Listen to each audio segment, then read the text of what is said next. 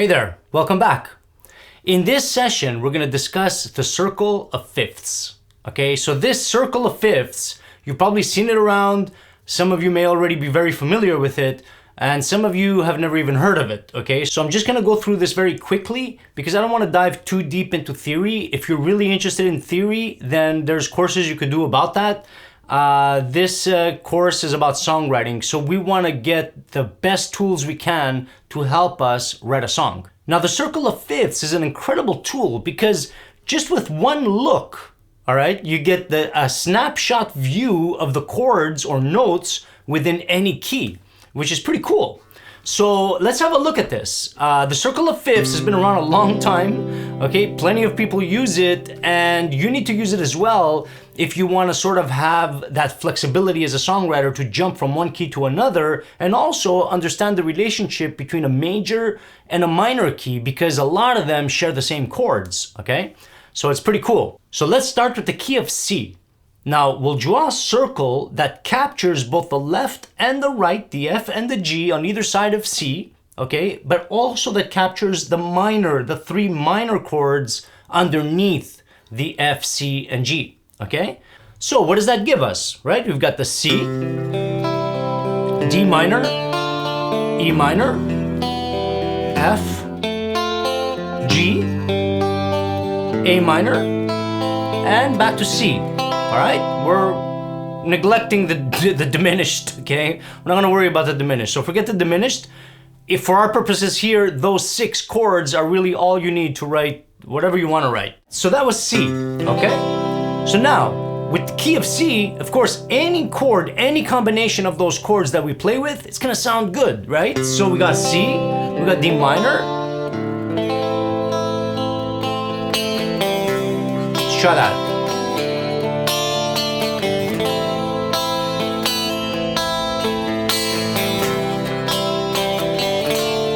Nice. Stick the B in there. Okay? That's how I use it, in passing, right? The B diminished.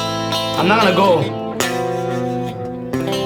Okay? But anyway, so that's C. Now let's have a look at another one. Okay? So next, let's have a look at the key of D. We'll do the same thing, draw a circle around the D. So we're gonna cover D, G, A, B minor, F sharp minor, and E minor, okay? Which is the key of D.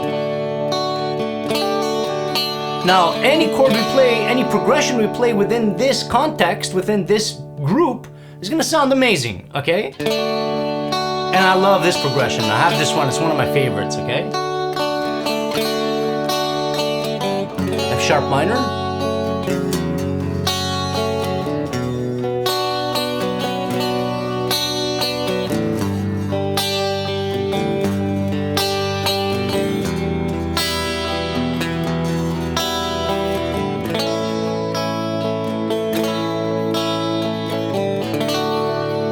Back to D. That's all of them. That's all 6, okay? Without the diminished, okay?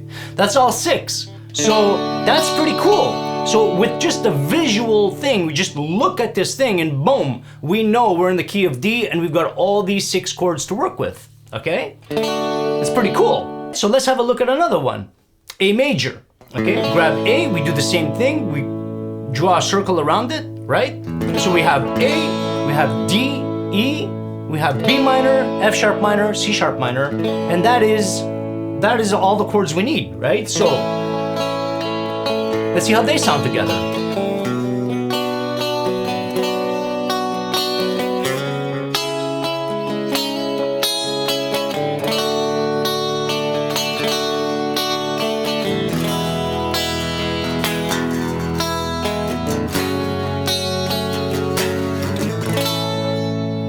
Okay, so that's another example with the key of A, right? Now, what we can do also, as you can see on the diagram, we've got A circled, we've also got F sharp minor circled. And the reason for that is that in the key of F sharp minor, okay, we have the exact same chords that we have in the key of A, which is pretty cool and very handy. So with this chart, we can just basically look at it and have the chords of the major key and its relative minor key. which is really useful and really amazing, and all at a glance, which is pretty cool. Okay, so the next one we're gonna do will be in the key of C sharp minor, which is also the key of E major. So we're gonna do the same thing. Whether it's E major, C sharp minor, doesn't really matter. We're gonna draw a circle around the notes on either side of C sharp minor and cover the major chords as well. Okay, so now we still have 6 chords. Can be E major, it can be C sharp minor, it doesn't matter. It all depends on what song and what key you're working in. All right, so in this key, what we have is C sharp minor, okay? We got B major, we got A major, E major, F sharp minor, G sharp minor, okay? And C sharp minor. Now, these are the same chords that are in the key of E major, all right? So it all depends on where you start and what you focus on, okay? So we're gonna focus on C sharp minor and see if we can come up with a nice progression using those chords. Let's try that.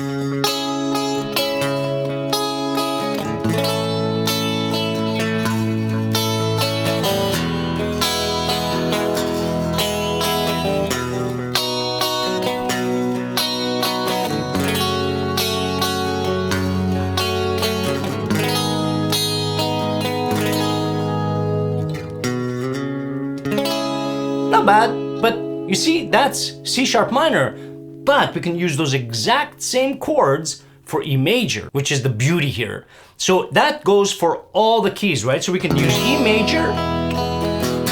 We start with E major.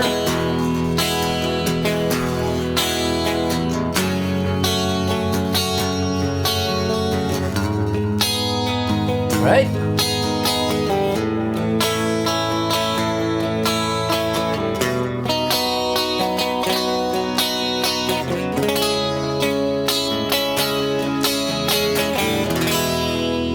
Okay, so it all depends on where you start, what you focus on. You can use both minor or major and mix it all up. And that's the really cool thing about Circle of Fifths. A Circle of Fifths is just an invaluable tool. You know, you can take it with you. It's portable, it's small. You can make a little laminated thing of it. You know, put it in your guitar case, put it on your drawers, you know, put it on the ceiling. So when you go to sleep at night, it's the last thing you see. But you know, the point is that it's really an amazing tool that you could just visually have an overview of all the chords that are involved in the key that you're playing, which is really, really cool. And it's alternate minor, which is awesome. So whether it's minor or major, there's those 6 chords. It's all you need. Now in the next session, we're gonna look at some unusual chords. We're gonna go outside of the box on this one, and outside of the key, the chords that belong to each key. So we're gonna break all the rules that we just established here, okay? Because that's music, all right? And some of the most interesting songs that have been written were written thinking and looking outside of these parameters that we're defining here now. But it's a good thing to know your basics and to understand the basics, and also to realize that the vast majority of songs were written with these principles in place. But there's some incredibly interesting music that was written and they went outside of that box, okay?